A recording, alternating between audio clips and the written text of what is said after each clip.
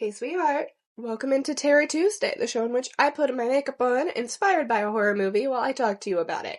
Yes, I am aware it's Friday. Tuesday is a state of mind, and also Terror Tuesday is a state of mind. What are you gonna do about it? If you don't know me, hi, my name is Sin. I am your well-established idiot, and I'm really picky about found footage. And I really hate AI, which is probably why it's strange we're talking about VHS Halloween right now. However, I do believe it when it said the director was not aware the photo was AI. I have definitely come across pictures on Pinterest that I did not know were AI. I believe it was a mistake, and I am giving this movie a chance for that. That being said, this is the first VHS movie where I've actually enjoyed every single short that was a part of it. I had a good time with this movie, I do admit that, and so we're going to talk about that today.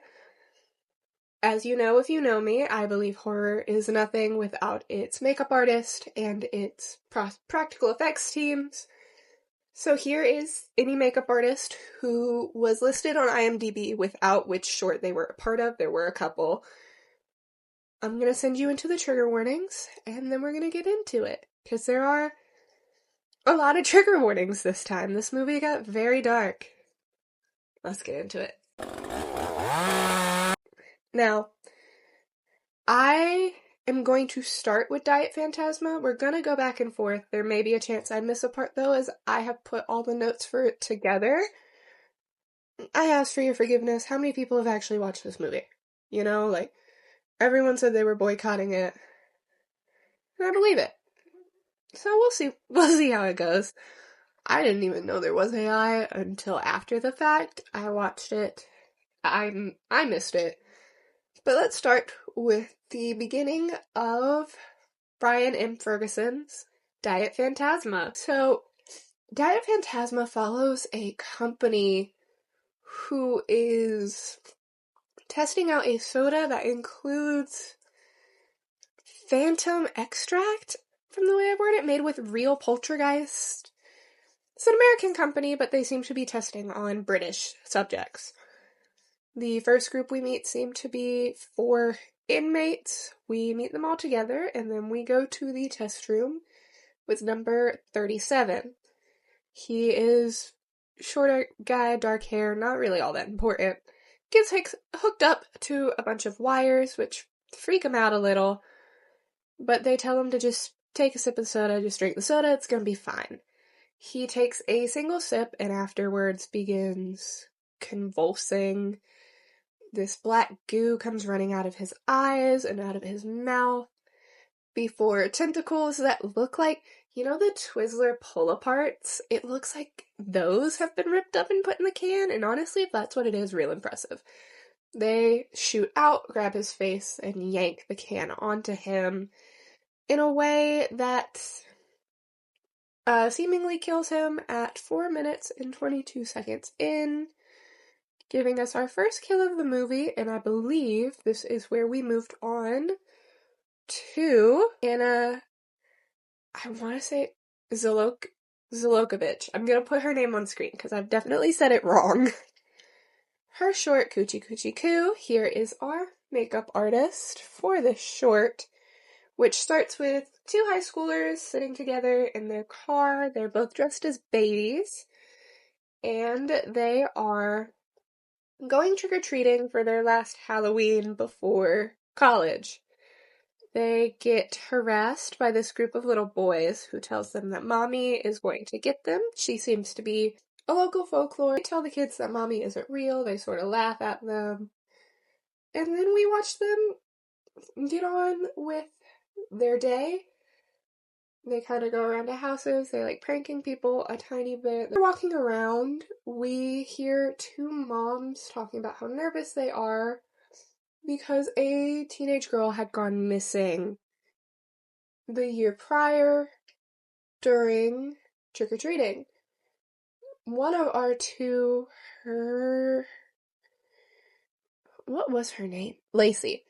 Lacey says that the girl was asking for it in her slutty cheerleading costume to which we get the response of Kaylee, who's obviously a little more bothered. Seems to be a little less willing to be out at all from the way Lacey treats her. She tells her not to talk about her like that, asks if she's ever read a work of feminist literature, and they keep going on. They end up sitting in a park of sorts, just testing out different candies, and as they are, they notice a house they missed. Lacey decides that has to be the house that has all of the king-size candy bars, and she drags Kaylee up to it. When they get there, it's pretty empty, and as they go to leave, a voice holds out a basket and calls out to them, "Coochie coochie coo." It's this really sing-songy voice. You're gonna hear it a whole lot throughout the movie, or throughout the segment. There's a lot of sing-songy sort of voices in this movie in general. I'm a fan of stuff like that, but if things like that bother you, this one is really gonna piss you off. My apologies. That makes Lacey decide that this is a home haunt, however, Kaylee wants nothing to do with it. Anyway, Lacey drags her in. They are sort of wandering around the house, looking at pictures on the wall. They go to turn around and leave because there's this kind of creepy baby motif around the building, and the woman pops out again and once again calls out, "Coochie coochie coo." She holds the basket she's got of candy out to them and drops it, revealing what seems to be a living fetus within this basket. It's like moving around. That freaks them out. They end up sort of running away from it. They get chased through the house. That's what happened. And end up in this like creepy little room with a baby monitor. Lacey still thinks that this is a home haunt, but Kaylee is clearly upset by it. She wants to leave. When they open the door to the room they're in, they find a hallway from before, but there is a bunch of milky footprints just all over the floor, which freaks them out. They find a really nasty bathroom that they don't end up going in. And then they get back to their stuff, but when they get there, they realize that the door has been boarded up. They can't get out, and they check their footage again just to discover they are definitely in the same room as before, and something is clearly wrong. Now, Mommy pops around the corner as that's happening. She once again says "Coochie coochie coo" before disappearing into the house. The girls find this nasty, warped baby shower. There's a cake covered with maggots, and if you know me, you know how I feel about that. That really grossed me out. I know everyone talks about the milk thing with this. The cake grossed me out more than that. I don't know. I really hate maggots. They scare me really bad. We walk around this sort of warped baby shower. There's "He Made Me Mommy" and what seems to be human shit on the wall. They realize they are dressed as human babies and that she's playing into it before a human-sized baby, which is such a crazy thing to say, but there's no other word to call this adult baby. Like, he's a grown man in a baby suit. He's, like, skittering around. The makeup on it is phenomenal. I don't know how they did it, but, like, if the makeup artist from this segment or, Kid Print ever need a apprentice in about 2 years, let me know. I should have my degree by then. I would love to come hang. Now, the girls do not want to walk by the scary baby man. That's not really on their to-do list. They don't really have any sort of interest in doing that. He's like chewing on the wall. It's very, very spooky. So they go the opposite way, and they find this giant 6-nipple breast bump. Which, again, freaks them out. They don't really want to be a part of whatever's going on there, but they don't have a choice at this point. They find a woman. She's hooked up to this milking machine. She's like really intensely choking on it because it's just pouring milk down her throat against her, like her body's reaction to it. It's really nasty. Like, I get why this is what people talk about. However, I hate maggots. I hate them. They scare me. That's my personal vendetta against this part, other than the AI, is that I have to see maggots, and I don't want to. But the girls find their way past the girl being force-fed into a very freaky playroom. It's got a game of hangman perched up on the wall that has been set to say mommy without the vowels, which is like our hint into how mommy died or whatever. There's some parts of this that like aren't, it's very on the nose, but it's okay. You only had so much time.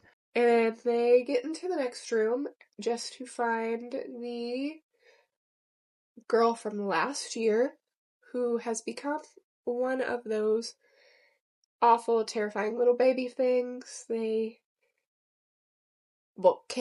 goes to try and talk to her, try to get her out of there, see if she's even still a functional human being, which Lacey is against, but Kaylee seems to be a little more empathetic of a person than Lacey does throughout this whole thing.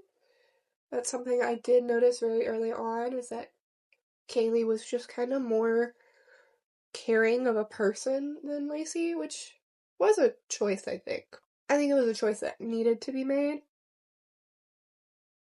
So the girls end up having to leave her because she starts just, she's simply too far gone. She's gotten to the point where she only talks like a toddler. She's gone. She's one of the weird, scary human babies. Again, how did they do this makeup? I don't understand it, but I want to so bad. I'm absolutely, like, is it like partially mask? Are they prosthetic? What is it? If you have any answers for me, please let me know. But they walk into a different room. They walk into a changing room, and it's just heinous. It's just actually terrible. But they walk into the changing room. They discover a picture of a pregnant woman hanging that says, "I died to be free." There's another thing somewhere else that says, "He made me mommy." It's very clear that mommy seems to be a sexual assault victim, which is just honestly such a choice, but who am I to decide how they get to handle stuff like that? It didn't bother me, but I could definitely see it bothering someone. They get jump scared by mommy within the room. The girls go to run, but Lacey ends up getting grabbed. She seemingly breaks Lacey's ribs, as she just cannot run anymore as they are. This creepy little lullaby starts playing to lull them into this false sense of security and sleep. Mommy takes Lacey away from Kaylee. Kaylee tries to follow, but honestly just ends up falling into Mommy's trap herself as she lays her head down on Mommy's lap in this room full of giant babies and lets her stroke her hair, takes the bibs that she put on, and just becomes a part of Mommy's daycare situation. There's a sign up that says, "Welcome babies Lacey and Kaylee."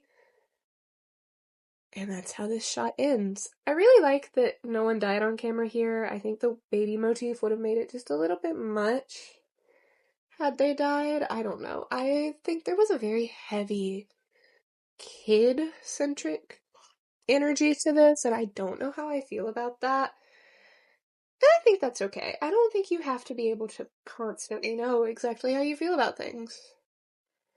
I did like Coochie Coochie Coo, though. It does have probably the most things that made me sort of question it. But I find it really enjoyable. I really enjoy the makeup in it, especially. I think the girls were genuinely good actors. I had a good time. But it is back to Diet Phantasma. We are currently with, I wanted to say victims. That might be a questionable term to call them, but we are with the test subjects number 38 and 39. They are both in there together and end up very concerned, as their first inmate did. They ask if the soda is somehow nuclear or toxic in some way due to the way that they are tied up. And when they're told no, just try the soda, the man's soda seemingly opens all on its own as it sprays into his face, making his face just completely swell up. We find out they were told to cut the formula, in which our woman in the test room tells them that this is the cut formula. The man begins screaming for help. He's like coughing. I wouldn't say he's puking up stuff, but he's at least coughing it up. He is just not doing well. The other inmate, who is seemingly fine right now, she did not try the soda yet, reaches out to help him, and his skin just peels off in her hands. It's like honestly really disgusting. But it's my favorite special effects like moment of this whole movie. I love it so bad. I don't know what it is about it. It's just so, I don't know, it's so good. It's like terrifying, you know? Like, why does it looks so fake but so real all at once. I don't know. I really enjoyed it. She's freaking out as they promise her they'll get her out soon. The can in front of her pops itself open, throwing off its tab, which just shoots straight into her throat, slitting it. The kills in this part are really confusing, but they are my favorites, giving us a kill 2 and 3 for the count at about 28 minutes in. And while most of our deaths for Diet Phantasma are not on screen, it's very clear from the way that the next segment goes that they are dying in these segments. So I'm counting all of them. Now it is time to go to Paco Plaza of Rec Fame's segment, which is, the name is in Latin and I know I'm going to say it wrong. Ut supra sin infra, I believe that's something similar. It is as above, so below in Latin. We start with flashes of eyeless corpses, who I will not be adding to my count, just because while we do meet them, they die before we meet them, and I don't think that's very fair. I don't know if the kill count would count them. I think that would go against their rules, so I'm not gonna do it. Sue me, I don't care. Now, when we are walking through here, we are hearing in Spanish as the one living member of this group is questioned about what happened that night. He says that he caused all of his friends to die, but they tell him that's not possible for him to have done it alone because all of their bones were completely crushed. And that's just not something one human being could have done. They tell him they are going to take him back to the scene of the crime so that he can better comprehend what happened, as they have up until everyone died on camera. which is how you know this is about to go real, real bad for everybody involved. But we didn't get to see this younger group. I believe they're supposed to be late teens, early 20s. Just by the way it's set up, they are walking through a like little haunted place together. There's a sexy nun, Enrique, I think that's his name, our main character. Yeah, Enrique is dressed as the bald firefighter from Wreck, which I think is just so precious. I don't know. I like when you can tell a director really cares about his own work like that. Like, I think it's so sweet. I don't know. I really like it. I like that he's dressed as a bald firefighter. I think it's cute. But they are booing him for it. They walk into the door of the little haunted room they're going in at the same time that our group of cops and current Enrique walk through the door. This flashes back and forth a lot, which I really enjoyed. I don't know, I find this segment was very calm. That's the word I'm gonna use, compared to the other segments of this movie, but I do really like that. I think it was really needed, and it was Halloween without candy or trick-or-treating involved in a way that none of the other ones were. So I enjoyed it a lot. They walk in the room. There is a black phone in the center of it for the teenagers that was not there last time our lead girl had been in the room. She is freaked out by it. She doesn't want any of them to touch it because she doesn't know what that is. She doesn't want anyone getting hurt. Very, very sweet girl, it seems. They bring out the phone in real time. They're wandering around the room. They're asking where Vicky, which is our main girl, was before she died. They end up standing there. It flashes back to Enrique, who believes that Vicky is pranking them. He threatens to pick up the phone. They find the Latin. He starts reading it. Vicky begs him to stop, and he sort of laughs at her because, again, he doesn't know any of this is real. He thinks she's playing with him. It cuts back to the beginning, where the cops are, well, not the beginning, but to the real time, where the cops are telling him to read the Latin on repeat like he had the night before, which he does. But as he does it, the phone, which they've told him over and over again, couldn't have rang the night before. There was no way that could have happened. It had nothing to plug into. Begins ringing. It begins just this very monotonous ring that shouldn't be able to happen, but it surely is. And they cut back to Enrique the night before, answering the phone. Which, I don't know, me personally, someone tells me, hey, I don't know where that phone came from, and I know that phone is not plugged up, I'm not touching it. But you know, Enrique, you're a college-age boy, y'all don't listen to nothing. So they answer the phone in real time, and they say that no one is there, which is when it is revealed that Enrique is possessed. Surely you probably knew that already, but here we go. He begins to, in past time he had begun to convulse, but currently he begins to barf up eyeballs before sending everyone to the roof at the command of his hand.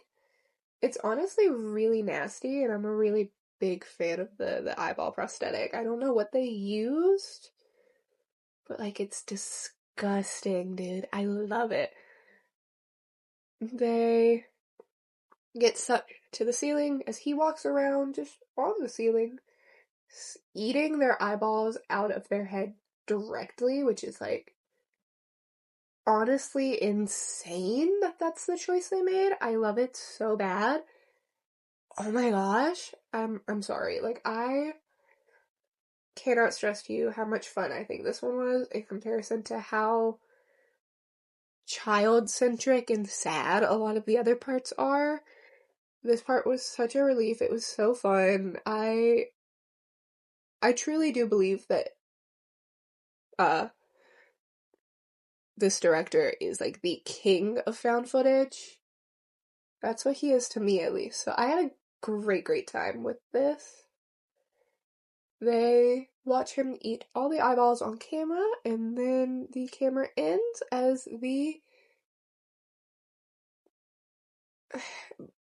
demon inside Enrique snaps, letting them all fall to the floor and crushing them the same way he had the group the night before, killing what I believe was 6 cops in our group at 45 minutes in. I could have counted them wrong, but we have at minimum 6, including our camera guy, because that's the thing with stuff like this, is you do have to remember your camera guy. And I believe I saw 5 people on screen, so that's what we're going to consider. Now, back up, we are with our Subject 40, who is our last of the inmates. She opens the can, she says it smells atrocious, and I believe her. I really do. They tell her it's not about how it smells, it's how it tastes. So she takes a sip, and she says it actually tastes pretty good, which is very exciting to them because, you know, she survived the first sip. They ask her if she can finish the can, but as she goes to pick it up, her bones begin to spontaneously, like, just start breaking. It reminds me of that one kill in Old, almost. Which is a compliment. I think that kill is insane, when she's just snapping before an intense amount of that black fluid of possession comes out of her. She starts banging her head on the glass in front of them. They come in to, they vacuum up her poltergeist, they come in to clean her up, and she's still alive. And our team just burns her to death here at 49 minutes in. I don't know, that one's a real quick segment before we get to what I consider is one of the most fun segments. I truly do love fun size. Like, when I say I think fun sized is my favorite part of this, I'm not kidding. I think it's a little ridiculous. It's another one of those only take one, only adults should trick or treat nonsense parts, and you would think I'd be bored of that, but there's something so unbelievably funny to me about this segment. I love the little mascot. I think he's so silly. I really do wish this movie had come out earlier, because I think Fun Sized would have been a really fun Halloween costume. I hope we get to see him next year. But let's get into it. We start... Oh, wait, who directed this one? Casper Kelly. Casper Kelly, you did great. I love you. Now, we start with a group of 4. It's 2 couples leaving a party. The main girl in the front complains that they went to a party without any candy for Halloween. To which her boyfriend tells her it was a party for adults, they had booze, and she said she wants candy, so they decide to go trick-or-treating. The first door, he's obviously a little annoyed that some grown adults are at his door. And to lighten it up, we find out from our couple who is filming that they got engaged that night. They're freshly engaged. They are fucking losers because they're dressed as the guys filming a found footage movie, which, like, that's what you're... Okay, fine. But the wife of the guy at the door, she finds it really cute that they're there celebrating getting engaged, so she ends up giving them candy, even though they're definitely too old to be trick-or-treating. And the group starts to move on. The guys move ahead as we spend a minute with our girls, in which we find out that, yes, while they are freshly engaged, our main girl was supposed to be leaving her fiance. And the girls are debating over it because, yeah, right now it's Halloween, but then it's going to be Thanksgiving and Christmas and Valentine's Day.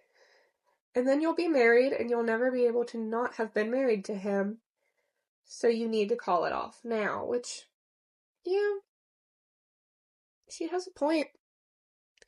But the guys come back. I don't remember his name. The loser dressed as a found footage guy makes a joke about, or at least I hope it's a joke, about how he can't wait for her to be his trad wife. To which her friend turns around and goes, "Ooh, a trad wife!" Then we are listening to her boyfriend talk about how corporate has taken all of the fun out of candy bars, and the variety packs aren't even varieties anymore. You know what you're gonna get in every single one. I would like to hear more of his rant. I'm a big fan of whatever he's on about, because he's right. And then they get to a house that proves him wrong, as they have candy he has never heard of a day in his life, one of which looks suspiciously like a human appendage. I hate these eyebrows. I haven't had eyebrows in so long. I don't even look like me. But she has eyebrows. So will I. Where's the lid? There's the lid. Our team takes one each, which is what the bowl tells them to do. But after giggling about the very vulgar candy they just ate, they realize they are gonna take more than one because they want to know more about it. One of them points out they could be getting watched on a camera and that they shouldn't take more, to which the boyfriend tells her if they are watching him, then they need to come out and tell him where they got that candy. But as he reaches for another one, his hand is grabbed through it, and they very sweetly believe this is one of those trick buckets, or maybe someone's under the table, until they realize there is no room under the table for anyone to have been there, and that it is pulling him into the bucket. This candy bucket ends up devouring him. The guy tries to pull him out, and he gets pulled in too. So our girls run off. They are trying to call 911 just to end up having the candy bowl fly at their head and pull them in too. We wake up in what is essentially this movie's version of the Backrooms, with all four of our main guys who are in a room completely alone, except for the candy bowl from before, which is now set up under a light. They walk over to it, thinking maybe if that's how they got in, that's how they get out. But when they get to it, all that's in there is the "please take one" sign from before. After this, they get covered in caramel that's coming from the sky, and as they go to walk away from it, we have our main character, who I think would have been just such a fun Halloween costume. And honestly, if I had this stuff to make my head a perfect circle right now, I'd be doing him instead of the girl from this segment. Fun Sized! Who talks like that the whole time, and I love him very much. He seemingly just kind of has this unbeknownst type of magic. Fun Size pops up. They attempt to run away from him. However, they end up at a locked door under the exit sign. And once they find the key, our fun-sized guy pops up again and puts our buddy Austin, who is our main boyfriend, onto a conveyor belt. He is naked on it, and when they get to him, they're trying to find a way to get him off. They find a prop knife before finding a real axe, but the straps on him are metal and can't just be cut, and none of them want to be the guy who dismembered their friend, so instead he just begs them, please take the key and get themselves out. As he is pulled into a candy machine. Now, he is begging them to take the key. Eventually, our camera girl reaches for it, but it cuts her, so she has to jump back as they watch Austin be chopped into pieces covered in caramel and chocolate and turned into candy. They get to find out where that weird candy came from, but at what cost? Did they really want to know? And the answer is no, they did not want to know. That's fine. You know, sometimes you learn things you don't want to. They go through all of his pieces, in which Haley threatens to just lay on the conveyor belt, but they tell her they can get out. They find the key, but by the time they open the door, it's just brick.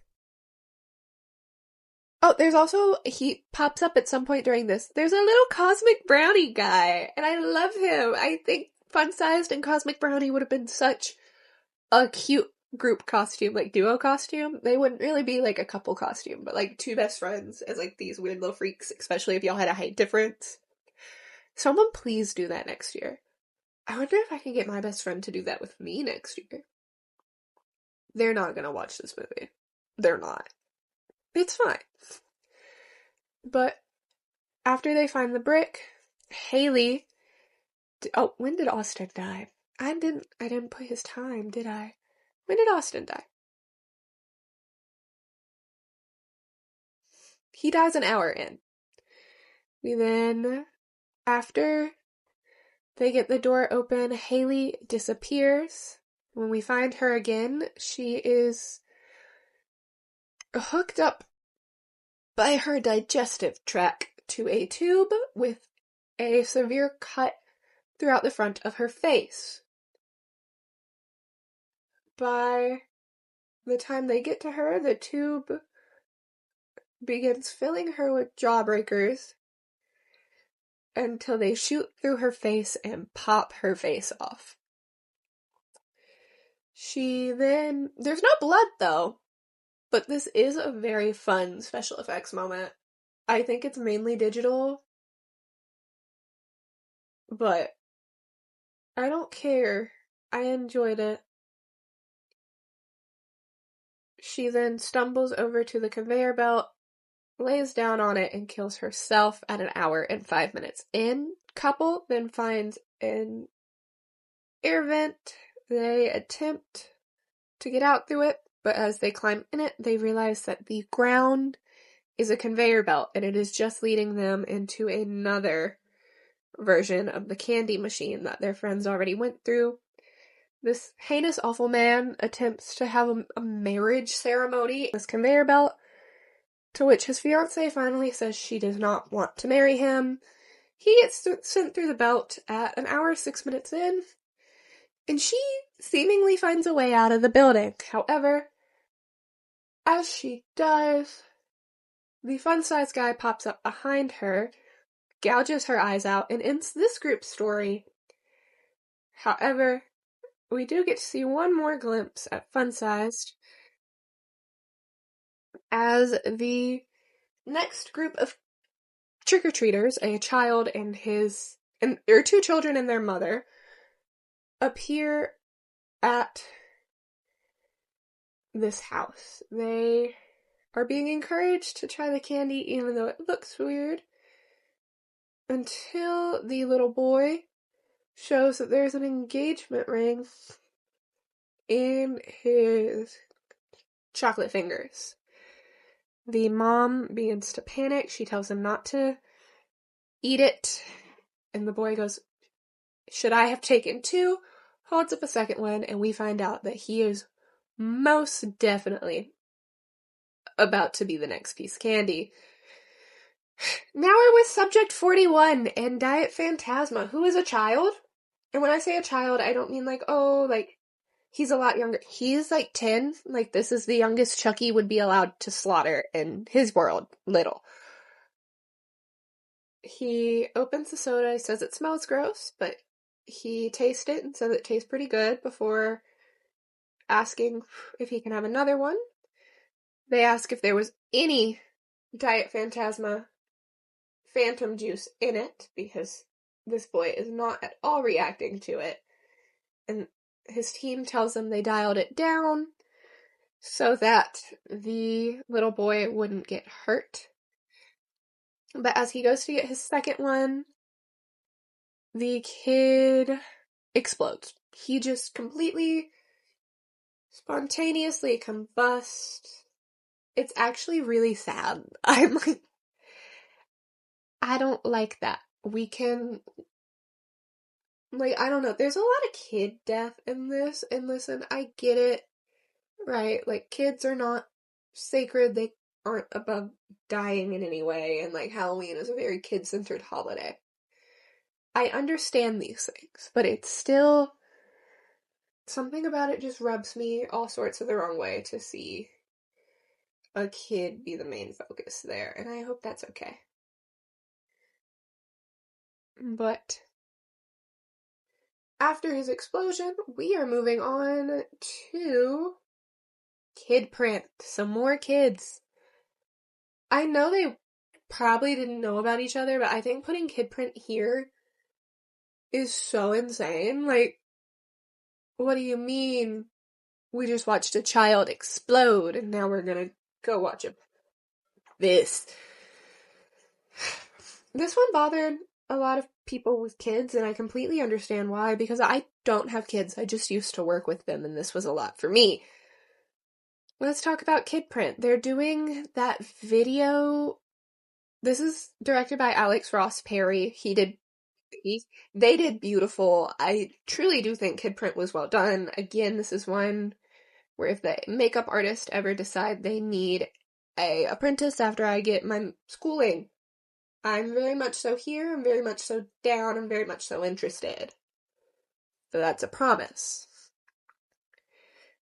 But we are watching a bunch of kids do their videos for kid print, which is basically that thing from kid print's a real thing from the 90s. But to people my age, it's kind of like that thing we did in the early 2000s where they would give us like a fake ID situation so that if something ever happened to us, our parents would have a photo of us and our age and our name, which has proven to be very important in this world as kids are going missing at a very quick speed. One of the moms asks when she can get her kid print, and when she finds out she won't have it till Monday, her kid gets upset because she told her she could only go trick-or-treating if she had the kid print. So they get a tour, and we get to meet the rest of the crew for this tech company that is offering the kid print service, including our guy Bruce in the back, who sits with the logs and keeps them filed. Now, while we're in there, we discover that his logs are missing the ones of the kids who got murdered in the area, which leads to the camera shorting out, and when it comes back on, we are at home with our main guy with his kids. His wife is asking him to stop filming, and he says it makes the girls feel safer. The girls really don't have an argument one way or the other. They don't care. They're thinking about candy. She points out it's not even real trick-or-treating because the girls get to get one piece of candy, listen to a cop talk, and leave. But he says that candy is better than no candy, and his daughters agree, so they head out to the middle of town where the Halloween festivities are going on. He sees some of the moms who said they weren't going out, and their response is that their kid had just enough argument in them to get her to agree to go out for 30 minutes specifically. He asks why everyone seems so down in the dumps when it's supposed to be Halloween, to which she says, "Oh, you haven't heard?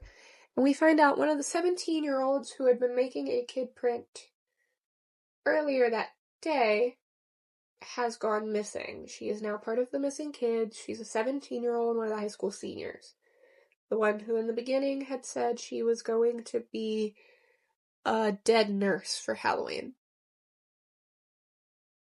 The cops come up to him and ask if her kid print would be available to them, to which he says he will go see if he can find it, and he heads back to his shop telling his kids that they're going to go home with a friend of theirs' mom and that their own mom is going to pick them up from there. Now, when our lead gets back to the building, he is immediately greeted by very intense screaming. Coming from the back, these are children's screams. They're honestly really unnerving. Again, kid print, if you have kids or if you work with kids, it's a lot. It's a very difficult watch. Like, it was hard for me to do. I think it'd be hard for anyone, really. But he goes in and he finds video of all the kids who have gone missing, just absolutely being tortured. They are begging to go home. They're begging whoever is filming them to just stop, and he is horrified. He gets all the cameras turned off just to realize there's still screaming coming from the building. He gets to the back. Kids are being asked the same questions he asked them during their kid print. And there is a teenage boy there who is just being absolutely skinned alive. Like, his face is being removed from his body. It's very hard to watch, to be honest. I had a lot of trouble with kid print. It really bothered me. But he gets back there. He gets tied up by Bruce, who is clearly the one doing all this. And Bruce tells him he will be right back. One of the kids sort of comes to, and our main guy, Tim, is like, hey, like, we need to get you out of here. We have got to get out of here. Like, he is going to kill you. But the kids recognize Tim's voice as the voice of the owner. And they just begin absolutely stabbing him to death. As this is happening, Bruce is filming his own kid print wearing the kid's face. It's a lot. It's a lot over here. He is pretending to be 6 again and telling himself basically that he will be fine because he doesn't trust strangers. And so there's nothing to worry about with him. It's nasty. I hate Bruce so bad. We get to see a clip of how he got the teenage boy in. He, like, showed him his, camera and that they had more at the shop if he just wanted to come see. And while we don't see it on screen, we do know the kids are both killed by Bruce, so I'm also going to add this here. We then see a news announcement that claims that Tim was the real killer, that the killer has been caught, that they still haven't found the bodies of our 2 teenagers, but people can rest easy knowing that the killer is no longer at large. To which we then see a interview with his employees, including Bruce himself. Bruce tells us that, I don't want that getting on anything. Bruce tells us that he is planning to keep the kid print service up and going because he wants the kids to be safe. It ends with a shot of him squeegeeing Kid Killer off the building, and we move on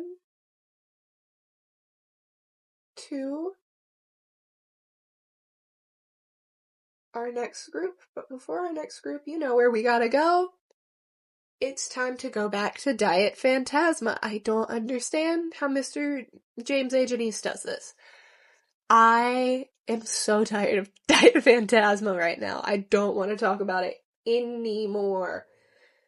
However, the show must go on. We just have to absolutely squeegee that kid off the wall, and when we come back, we have a group of 6 sitting in the new chamber. The group of them are told to drink it. They open their cans. The camera in the room just simply kind of burst into flames. The kids start panicking. They all begin rightfully being very freaked out as they wander around the room fighting. They're told to remain calm, which is not an option. One of the cans pulls a girl's hair, partially scalping the top of her head as she tries to get away from it. It's just complete and utter chaos within the room. Another can rips out a boy's tongue. One gets cut up cheeks from it, who starts just absolutely attacking the other guys. He gouges out one guy's eye at an hour and 31 minutes in, before he starts puking up this black goo all over the blonde woman who is attempting to escape. During all of this, they are hitting the buttons, they are extracting the poltergeist, but one of them remains, which is in Subject 47, who is a little girl who is about 6, maybe 7 years old. She's very tiny. And they ask her what her favorite soda is, to which she says it's Diet Phantasma. When they realize they finally have a who is responsive, they get really excited. He goes to get the sodas on the shelf as the rest of the crew begins to get back up, as their phantoms have come to life again and are ready to fight. Doesn't really give us any answers on who dies here. I'm assuming everyone who is not the little girl kicks it. However, we don't have any proof of that, so I can't for sure tell you that's what happened here. I can just tell you my thought process, and that's where my thoughts are, is that they died. I know she doesn't have blood, but I think having a little bit of blood dripping down would really fix it. Talisman is finally basically over. We got a whole bunch of kills from it. I did really enjoy Diet Phantasma. Something about it today gave me so much stress, but it's time to talk about our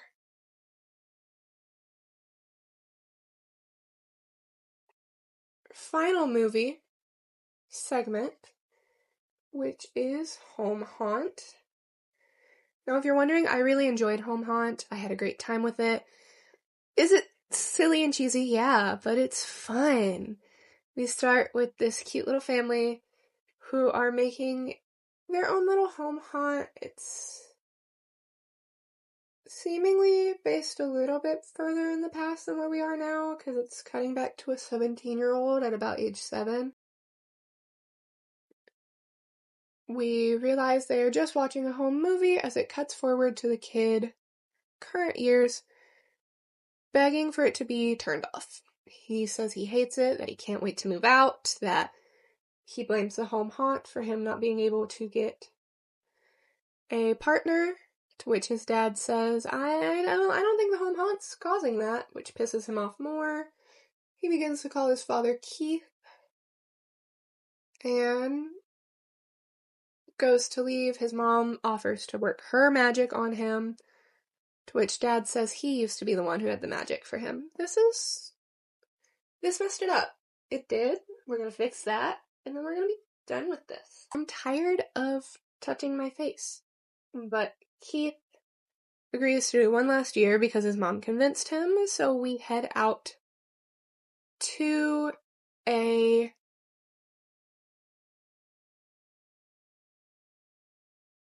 thrift store, Halloween store, something of the sort, which includes a room that they are not supposed to be in, but you know how people are with stuff like that. The dad ends up going in there anyway, and he finds a record which is connected to Soen, However, he pronounces it Samhain. He believes this is just an author of sorts, and he steals it. He leaves a little bit of money on the counter so that he doesn't feel as bad for stealing it, which his son gets him for. But he says now they have a theme, which is the Symphony of the Damned. Now, they say they want this year to be scarier. They said the vinyl releases Ghost, so what's not to love about it, right? Our crew finishes setting up the haunt. They show us the front, which is the same one as when he was a kid, but bigger and better. The kid says he misses when it was small. He's being real fussy, but he comes around, I promise. They start handing out flyers while walking down their line of people waiting to get in. We see a girl he went to school with, who he very clearly is a little enamored with. She's nice to him. Her friend is not. They are there with her friend's little sister. We meet their neighbors, Rich, who hates this haunt. He hates his neighbor. Just absolute Dinkelberg type stuff. It's so fun. I like Rich. I love that he's a hater. He's one of my favorite parts of this segment. They go inside, they play this vinyl, and as it's spinning, it catches before bursting into flames. However, when the flames are done, the vinyl's still there. They head into the next room, and as they walk in, Keith realizes he can't get back through. The door won't open. We see these little ghosts pop up, and Rich tells Keith that it's still cheap shit as always before a real ghost comes out and just absolutely destroys him. I can't tell you how he does it. Just takes him out. At an hour and 43 minutes, we then make it into a next room in a mist of chaos and running.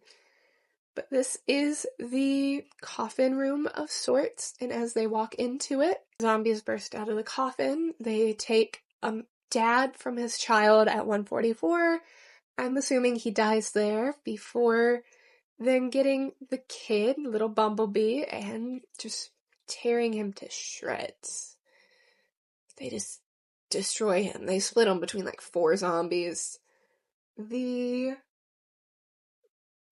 girl who was actually pretty kind to him is then the next victim of the zombies, to which he swears he could go back and save her. And his parents tell her she's too far gone, joining our count. Also at 144, this movie got really chaotic really fast. And honestly, I'm a big fan of that, so I don't really mind it. I think that works. I think dulling that blood a little makes it a little more dynamic. I like it. We're keeping it like this. I'm not touching any more makeup, I promise. We're even gonna hold this, so I can't. Now, they get out of the zombie room. Zach is told by Keith to put the camera down, but he tells Keith he can't because if they don't make it out of their haunt tonight, he doesn't want people thinking Keith killed everyone. So the other girl in the group, the one who was a little aggressive to him, runs away from them. She seemingly just gets terrified. Trauma sets in. She runs off and into the torture chamber. The mom holds her little sister, tries to keep her back, keep her from wandering in, while Keith and Zach go in to try and save her. But as they get in, our cheerleader is strapped to the electric chair. She dies at 146 before the group walks in. The executioner of the chamber walks up to the wife and hitting her clear in the head and killing her in one hit, also at an hour and 46 minutes in. Zach is attempting to guard the princess as Keith attacks the executioner. Kind of looks like he could be a member of Slipknot, but we don't get to see him for long before Zach's wife gives him a few good blows to the head, killing him also at an hour 46. I think this movie has already beat Starry Eyes for how insane we can get with that amount of kills in 1 minute. So, do you think they would have fired him in an email for getting bludgeoned in the head, or is that just for disabilities? Anyway, we get out of the torture chamber as Keith hits the electricity, killing it, but that leads us off towards the witch's hut. The witch calls our little princess in, and when the rest of our crew gets there, she is in the witch's cauldron. The witch bites the girl's hand off. They hit her to try to get her away, but she evaporates, and when they turn back to the cauldron, the little girl has no face. She has seemingly boiled alive there at 1 hour and 47 minutes in. Once our witch attacks the main family, the mom attempts to drown her, but it does not work, swapping them out as the witch escapes and follows them through the building. She kills a bystanding girl by just completely tearing her head off. It's a very aggressive kill at 1 hour 48 minutes in. She then rams her broom into a little boy and begins just ripping his innards out. Also within that 1 hour and 46 minute mark. The segment ends with the monster at the door of the haunt house coming to life, tearing up as they seemingly begin to destroy the town. We do get an ad for Diet Phantasma at the end here. But that being said, we are officially done with Halloween VHS. I've done a lot of rambling. I definitely got mixed up a lot, but honestly, this is my 8th time recording this, and I don't have it in me to do it again. I can't. I'm sorry. Especially sorry to Slipknot Executioner. He was fun. I wish he got more screen time. Personally, my favorite segment of this was absolutely fun-sized, followed by the Spanish segment where the name's in Latin, and I can't say it right, but you know what I mean. They were very fun. I honestly would love to see fun-sized costumes next year. I think our little cosmic brownie guy and the Jawbreaker guy are so fun. I didn't mention it, but they cut his hand off at one point and just Jawbreakers shoot out. I love him. He's so weird. Fun size is so fun. I do think Kid Print is probably my least favorite. It made me very uncomfortable, and I know that was the point. That's the point of horror. I'm very sensitive about very violent deaths for children in media. That being said, we're all done here. I thank you for hanging out with me, baby. I hope you had a great one, and I'll see you next time. Bye-bye.